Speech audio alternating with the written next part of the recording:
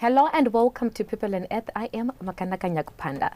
The last quarter of the year brings with its own challenges on weather outlook, productivity focus, consumerism, among other things. These changes, compounded by the peak of agricultural activities, come with environmental challenges which must be mitigated. To help us look at some of these issues today, we have two representatives of the Environmental Management Agency, Mrs. Amkela Sidange, the Environment Education and Publicity Manager, and Mr. Liberty Mugaza, the Acting Principal Officer, Environmental Education and Publicity. Welcome to the program. Thank you so much for having us. Okay. Thank you, Makanaka. Okay, Mr. Mugaza. So to begin with, let's look at the geographical location of Zimbabwe, the country's weather seasons, and the agroecological regions. Thank you, Makanaka. Zimbabwe, we are an African nation. So you find that because of that, we fall into two hemispheres because of our location on the globe, the southern and the eastern hemispheres. These then affect our weather conditions because of our exposure to sunlight as well as the elevation. So Zimbabwe can be further categorized into agroecological regions based on elevation, based on amount of rainfall that is received. So we've got agroecological region 1, which we normally talk of our eastern highlands, which receives a lot of precipitation or annual rainfall. Then followed by natural region 2A and 2B, which is slightly less in terms of precipitation, but is still high. We find these are the hubs of our agricultural activity. That's where most of our trees grow, grass grow, maize, everything, you name it. It's high productive. And we receive a lot of our inflow in terms of rainfall through these regions. Natural region 3, slightly less medium in terms of productivity. But most of our river systems, they begin from these main regions, natural region 1 up to natural number 3. Natural region 4 and 5, these are our arid regions. But by design, God made it so that our rivers, they then drain to these arid regions. If you go to our low-lying areas, if you go to Mzarabani, you have perennial rivers flowing strong, but the water will be coming from our natural regions 1, 2, and 3. So that kind of design now, we need to be careful. We need to be mindful of what we do, because what we do upstream affects those who are downstream. So our behavior in terms of stewardship upstream, those who are downstream, either they rejoice or they are victims. So we need to be one in when we are managing, so that as a brother, we make sure that we don't make others suffer, but we all enjoy the inheritance of this nation. Okay, sure. So, Mrs. Sidange, would you want to elaborate more on the country's seasons? Yeah, like Mr. Mugaza has rightly put it, our geographical location actually also talks to our seasons.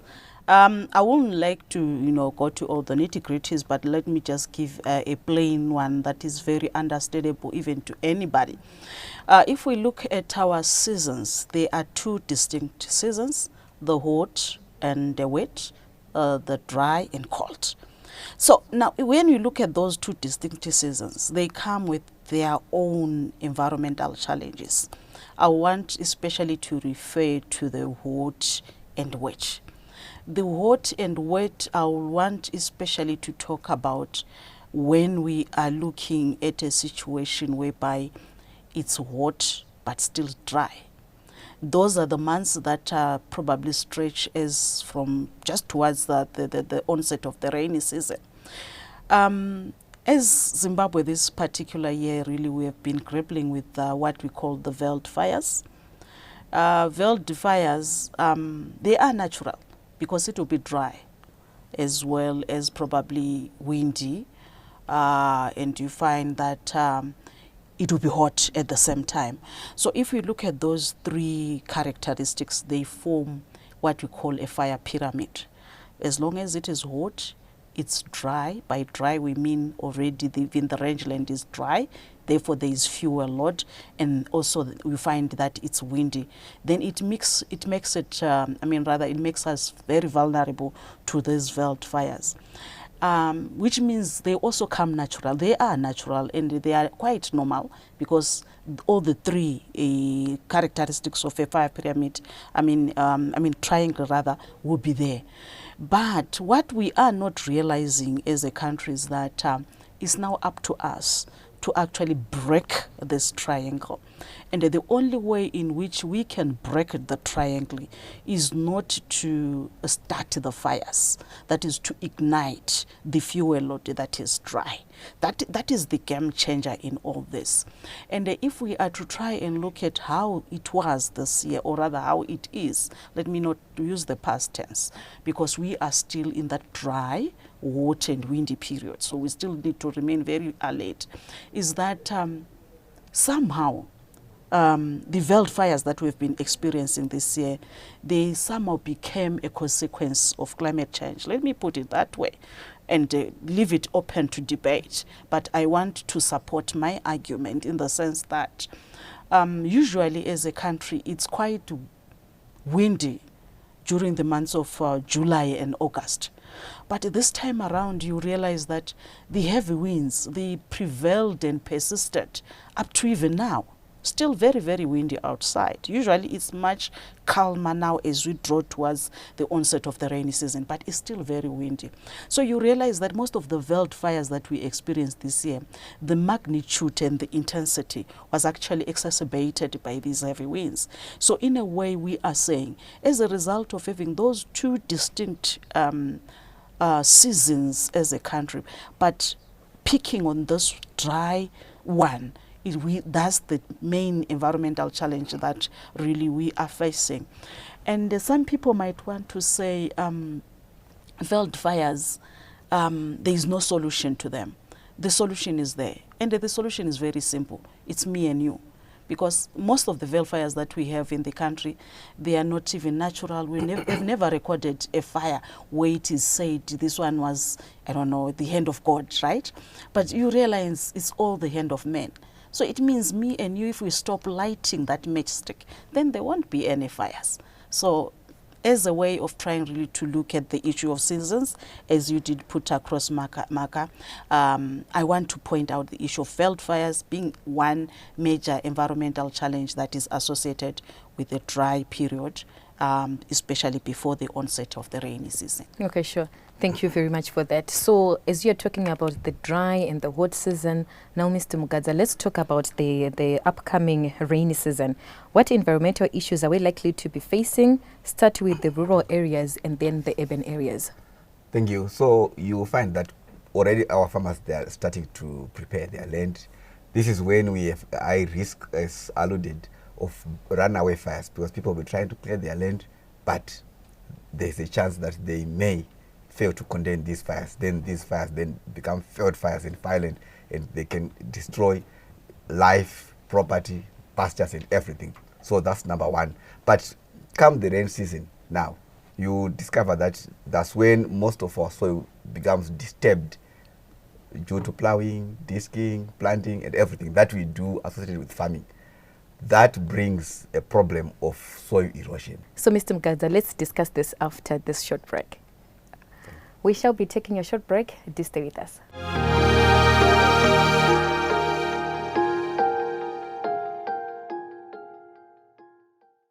Welcome back to People on Earth. We are discussing the environmental challenges posed by the rain and the farming season. So, Mr. Mugadza, as you were alluding earlier, please tell us the challenges we are likely to face on the upcoming rainy season. Thank you. As I indicated before the break, that because of disturbance that the soil undergoes during the agricultural season, we have got a great risk of soil loss due to erosion. Now, when we think of what people or what farmers normally do, how they normally cultivate, the practices that they do or which they don't do, we need to be cognizant of that. The topsoil that we farm on is the richest, and that's where we have our nutrients. And that is the one that is vulnerable and susceptible to erosion. After an erosion incident, when the topsoil is washed away, then we'll be cultivating on subsoil, which is infertile, organic matter, and even our fertilizers, they get washed in the process. So we recommend that farmers should make sure that they observe what is happening in their fields. They plant or they plow according to recommendations. We have got other institutions that teach them best ways of cultivating, conserving the soil, as well as the moisture. So we have got various mechanisms that we can use, or that through which we can see that we are losing soil. For example, if you look even at your yard, if you look at your foundation, you can tell that soil is going. Then in the field, you can see gullies, tracks forming. Then you can tell that the soil is going. If you go downstream to the rivers, you can then see the soil now manifesting as siltation, so that you can tell there was erosion. So it is one of the major problems that is normally associated with the rural areas during the rain season. Sure. And Mrs. Sidang, would you want to tell us about the challenges urban areas are most likely to face during the upcoming rain season? Okay. Let me just say as a starters, when we were growing up, we used to love going to town during the school holidays, and then we come back when we open schools, and the teacher says, "What did you enjoy during the holidays?" Yeah, I start, just retelling the whole journey, going to town and everything. Why we loved coming to town. We will not go to the fields, kumunda, emasimini. We won't go to look for water, fudzamombe, we get lisinkomo, and all the things that were really associated with rural areas. But there has been a paradigm shift. I think me and you, we have to agree. These days it's quite normal to see people going to munda kudoroba baka, with mabatsa lamakuba ekuseni, going to the fields. That was a rural thing. But it's now they're in towns. And because of this paradigm shift, we are realizing there are also environmental challenges that are coming with it. You realize that when you come to town, there is not specific field for Mr. Mgadza. But Mr. Mgadza just looks for an open space where there is no house, starts cultivating. And in most cases, because of our climate marginalization, climate change issues, you realize that there are portions or areas that always remain with moisture, and in such areas they are usually the wetlands. And now that's where we find most people are busy cultivating. And the wetlands, really, when I was at school, when I was doing my studies, my teacher told me they are the kidneys of the earth. They are the kidneys of the earth, not that they purify water only, but they are everything. They just make the earth function. So when you find somebody now cultivating in a wetland, it's as good as killing the earth. So this is one thing that we have observed being done by farmers, especially in urban areas. They go into these fragile ecosystems, especially the wetlands in the urban areas. And from an environmental perspective, we want to say to the farmers, let me call them farmers, they are farmers. They are farmers. I want to say to them, please, it's illegal. It's actually a punishable offense, unfortunately. It's a punishable offense, for one, to be found cultivating in a wetland. If you go to section 113 of the Environmental Management Act, chapter 20.27, it actually provides for somebody to actually be prosecuted when found cultivating in a wetland. But where we lose the game is when you find that our city fathers, they would not have tried to really ring fence some of those vital ecosystems, which in a way we are also encouraging our local authorities to ensure that they have what we call local bylaws. Local bylaws, they sort of, further domesticate Parent X to very low level when you find that a local authority actually clearly specifies no cultivating in wetlands. It becomes very easy for them also to enforce the law. Remember, these farmers usually, they are faceless. You just meet somebody putting on a red t-shirt. It doesn't mean that that person has got a name. When you try to actually enforce the law, usually those people, they're just fugitive. They run away. And it becomes very difficult to actually run after them. But we so want to call upon the local authorities, who are the owners of the residents, to also ensure that they, not to whip them into line, but let me put it that way. Let's put the local bylaws that will guide how our residents actually act. That is the issue of the wetland. Still in the urban areas, Yes, we are shifting into just the onset of the rainy season, but you realize that we are still in the dry season, and the people, they are busy now burning those little plots. For starters, we want to encourage farmers that after removing your crop, right, and you remain with the stover, that stover is still good. It's still a resource. You can still use it for mulching. Remember, those that are doing fuvudza, even those that probably have got, kumusha, you can still take that stover back kumusha if you've got a truck. It's good for supplementary feeding, livestock supplementary feeding. And what we are discouraging is the burning of that, because it also now perpetuates these wildfires. Recently, I think this year we have recorded more urban wildfires, a thing which was really not there in the past. So it shows that this paradigm shift is catching up in everything. Yes, agriculture in the urban areas, and also the problems that were mostly associated with the countryside is now also coming into the urban areas. I think, yeah, I can touch on those, but let me not leave out. Still, we have rivers in the urban setup. People are cultivating along streams. When you cultivate along those streams, the soil loosens up, gets into the river, is swept down into Chibero, where we get our water, and then eventually in the long run you find Chibero can hold little water, cannot hold water for longer period. We end up having water shocks. It's all because of our actions. You know, the good thing about all those things, it comes from me and you, no one else. Okay, sure. So you are talking about wetlands being the kidneys of the earth. Now let's talk about flash floods in urban areas.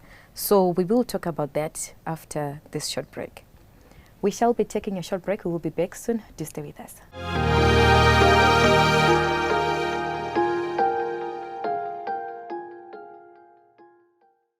Welcome back to People on Earth. We are discussing challenges posed by the rain and farming season. So as you were alluding to earlier, let's talk about flash flooding in urban areas. What causes it and what can we do to mitigate it? Right. Let me just continue from the wetlands that we're talking about. Sure. I think let me just be an alarmist. Allow me to be an alarmist. Wetlands do almost everything. They actually are the centerpiece of human livelihood, or rather just how we survive as a people. So when we destroy these wetlands, be it by constructing in them, when we create these concrete jungles, or when we cultivate in them, we destroy these wetlands. And the wetlands, the beauty of wetlands is that they act as flood control mechanisms.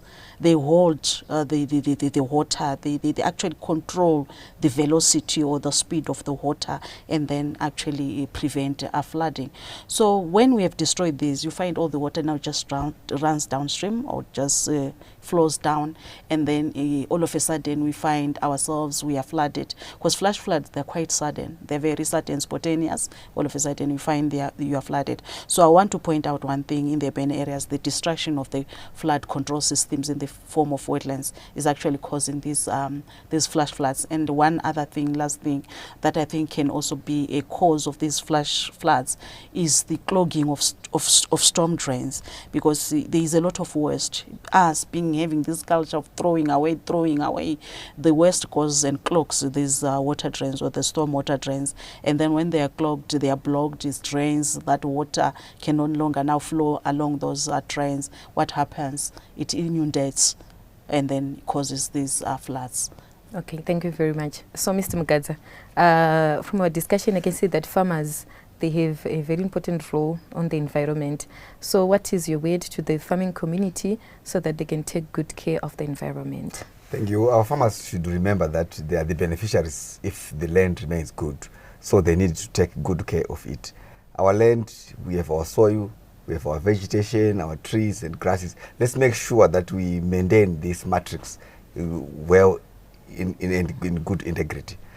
Farmers during the rain season, this is when you find that there's a lot of tillage, tree cutting in preparation for those who do tobacco, they want to do tobacco curing, and also others who even drag certain objects like logs and the like, which disturb our environment. So we encourage that our farmers, they need to desist from these things which affect the integrity of our environment. Let's slow down, or let's avoid by all means the cutting down of trees. Rather, let's take advantage of the raining season to plant more trees, to have more seeds germinating, so that we reforestate our land, we have our land is in a good form.